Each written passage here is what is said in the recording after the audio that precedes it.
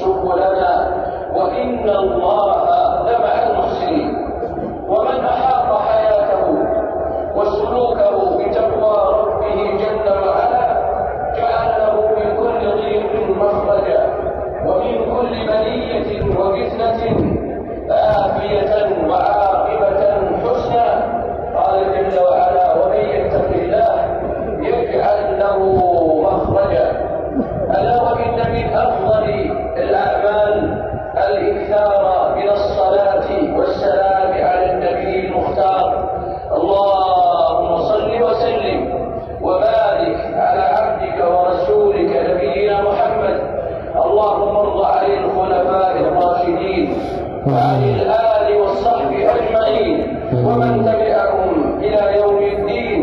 اللهم اغفر للمؤمنين والمؤمنات والمسلمين والمسلمات الأحياء منهم والأموات. اللهم يسر للمسلمين اللهم وفرج همومهم ونفس كرباتهم.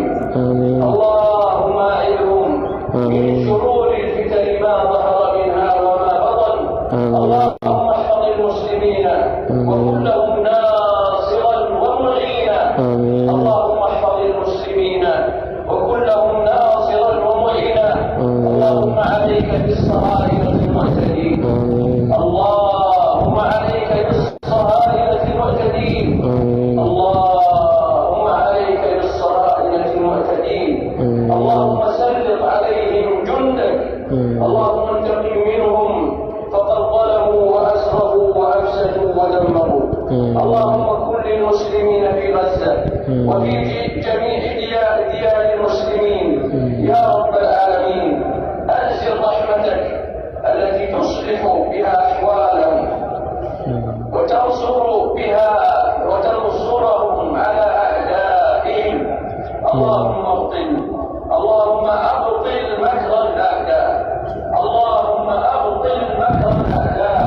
اللهم أبطل مكر الأعداء واجعل تدميرهم في تدبيرهم يا رب العالمين يا عزيز يا حكيم.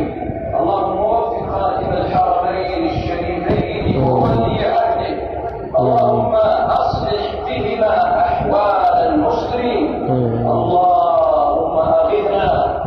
اللهم أغثنا. اللهم أغثنا. اللهم أغث ديارنا وديار المسلمين.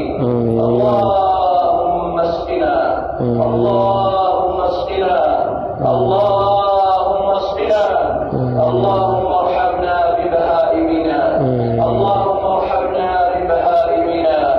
اللهم احي ديارنا بالغيظ النابع. اللهم احي ديارنا وديار المسلمين بالغيظ النابع يا رب العالمين. اللهم لا تؤاخذنا بسوء ما عندنا. اللهم اغننا. اللهم اغننا. اللهم اغننا بالغيظ النابع وثم بالنفع جميع ديار المسلمين.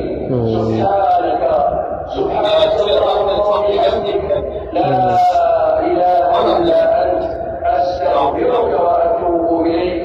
اللهم صل وسلم وبارك على عبدك ورسولك نبينا محمد.